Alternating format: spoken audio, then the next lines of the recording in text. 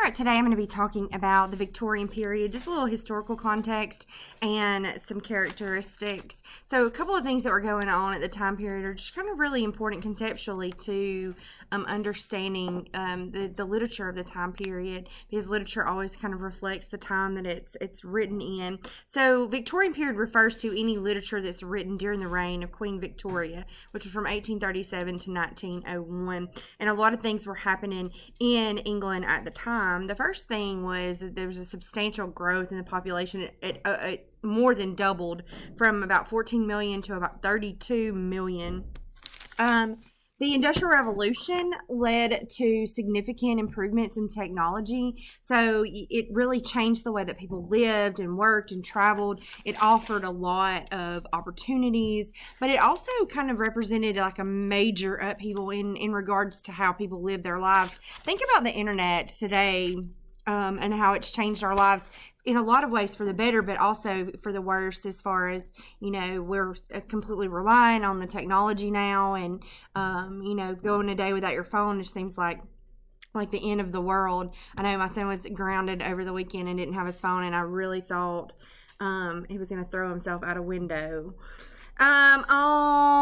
Darwin, the worldviews, they were changing rapidly because of some things that were happening at the time, especially in the field of science. So you had people like Charles Darwin that was publishing the theory of evolution in his book on the origin of the species.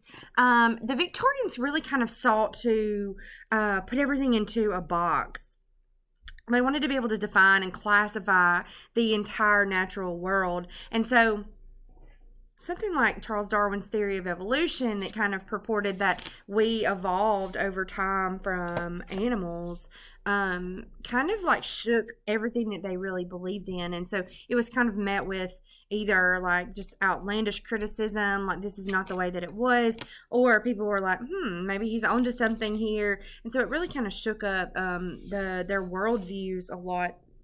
People began to distance themselves from the church, which is kind of weird because this period of literature was all about like prim conservative moral values, which I guess we can say that you don't have to go to church in order to have a strong moral code, but they began to distance themselves. And we're going to see that even further when we move into the postmodern or the modern and postmodern period next. And it all has to do with leadership in the government and the wars that took place. And people just kind of lost faith in the institutions that were kind of supposed to protect them. And so I guess it kind of started here in this time period where people are beginning to distance themselves from the power of the church. Another thing that was kind of cool, or really kind of important, centrally important, is that women were protesting their rights and their right to vote. And so the suffragette movement was happening at the time. And if you've watched any history or paid attention to history, the suffragette movement, this was not a movement of all peace and kindness and, hey, we want the right to vote. Some of these women were martyrs for the cause. And they became political prisoners, and they tried to starve themselves to get the right to vote, and they were force-fed in prison, which is a graphically horrible situation. A woman even stepped out in front of the King's Horse at Epsom at the Derby trying to get her name in the papers for the right to vote. So that was also a big thing that was happening at the time. Also, the compulsory education laws were enacted, which meant that children had to attend school till a certain age. Kind of before, education was the privilege of the wealthy. And so now it's like, nope, everybody's going to school. You have to stay in school until you reach a certain age. And that caused a great need for children's literature. So children's literature begins to gain popularity. People were writing children's books geared for children, and that became really big at the time. And then also there were poor conditions for the working class, factory jobs, factory work. The Industrial Revolution really kind of brought that about too, because you've got all this technology, all these new jobs. People being more concerned with the bottom line and not so much about the taking care of their employees. And so that is kind of just like a brief scope of the time period. Talking about some characteristics for this time period. We have a strong focus on morality. People who behave well were rewarded, and if not here on earth, then they would get their heavenly reward when they reached heaven.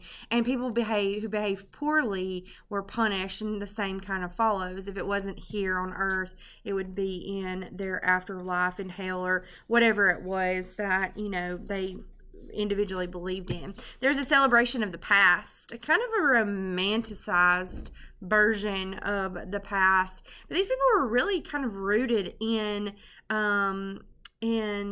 reality as well. So just maybe looking back fondly on the past and celebrating that. They romanticized hard work and strong virtue. The heroes would become the oppressed members of society, like the poor. You think about books like Oliver Twist and Great Expectations by Dickens. You think about Jane Eyre.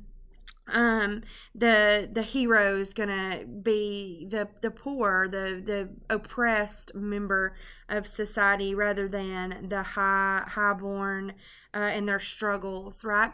Characters are going to often be filled with passion and tempted by evil, but they're going to show restraint against this wildness, which we can say is is part of their morality. Some common themes, realism, and it's really interesting because this period was sandwiched in between the Romantic period and the modern period.